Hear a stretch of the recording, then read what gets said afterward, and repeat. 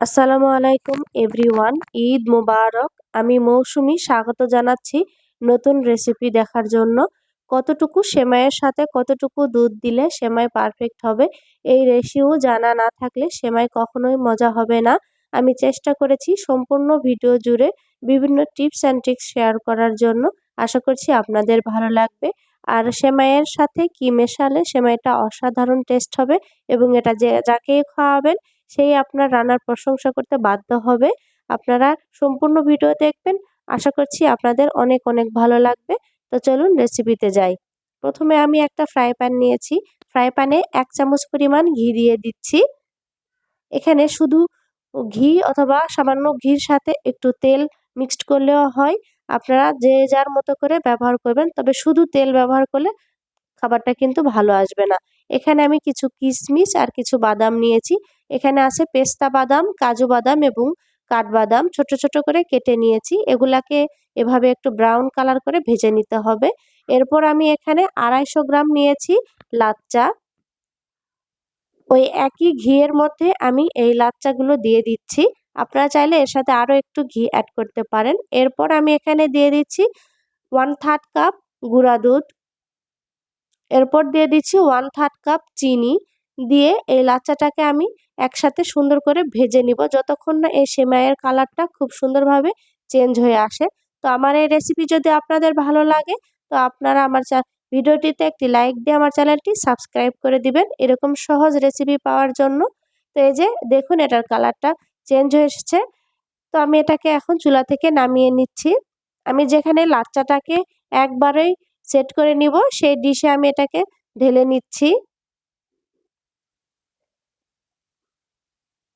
এরপর আমি এখানে এর উপরে ভেজে রাখা বাদামগুলো দিয়ে দিচ্ছি। আমার চ্যানেলে ঈদের অনেক রেসিপি আছে, পোলাও কোরমা থেকে শুরু করে বিভিন্ন রকমের ডেজার্ট আছে। আপনারা চাইলে আমার চ্যানেলটি ঘুরে আসতে পারেন। এখানে আমি নিয়ে নিচ্ছি 1 লিটার দুধ। 1 লিটার দুধ দিয়েই আমি এই লাচ্চাটা তৈরি করব। 250 গ্রাম লাচ্চার জন্য 1 লিটার দুধই যথেষ্ট। আর এখানে সুঘ্রাণের জন্য দিয়ে দিচ্ছি 2টা ছোট এলাচ মুখ ফেটিয়ে। দিয়ে দিচ্ছি 1/2 কাপ পরিমাণ কনডেন্স মিল্ক। দিয়ে এটাকে একটু নেড়ে নিব। দুধটা যখন একটু কুসুম গরম হবে, এই অবস্থায় কনডেন্স মিল্ক বা গুঁড়া দুধ আপনাদের অ্যাড করতে হবে। না হলে ফুটন্ত হলে দুধ, ওই অবস্থায় যদি আপনারা গুঁড়া দুধ মেশাতে যান, দুধ কিন্তু দলা পেকে যাবে। তো আমি এখানে দিয়ে দিলাম 1/3 কাপ গুঁড়া দুধ। দিয়ে এটাকে আমি মিশিয়ে নিব। এবার আমি এটাকে নেড়ে চেড়ে নিচ্ছি। গুঁড়া দুধটা ভালোভাবে মিশিয়ে যাওয়ার পর আমি এর সাথে দিয়ে দিচ্ছি সামান্য একটু লবণ। মিষ্টি খাবারে লবণ দিলে খাবারটা মিষ্টির ব্যালেন্সটা ঠিক রাখে। আর দিয়ে দিচ্ছি 1/3 কাপ চিনি। চিনি আমি আগে 1/3 কাপ ব্যবহার করেছি, এখানে 1/3 কাপ দিয়েছি। আমার কাছে চিনির পরিমাণ এটাকেই ঠিক মনে হয়েছে। আপনাদের কাছে বাড়িয়ে কমিয়ে নিতে পারেন। তো চিনিটাকে মিশিয়ে এটা খুব ভালো করে ফুটিয়ে নিচ্ছি। আর এটা খুব বেশি জাল করে ঘন করার প্রয়োজন নেই। এটা চিনিটা মিশিয়ে যাওয়ার পর খুব ভালো করে একটু দুবার বলক উঠিয়ে নিলেই হয়ে যাবে। এরপর এটাকে আমি 2 মিনিটের জন্য ঠান্ডা হতে দিব। এরপর আমি এটাকে লাচ্চায় ঢেলে দিব। আর গরম গরম ফুটন্ত দুধ লাচ্চায় ঢেলে দিলে লাচ্চাটা একদম গলে ঘেটে যাবে।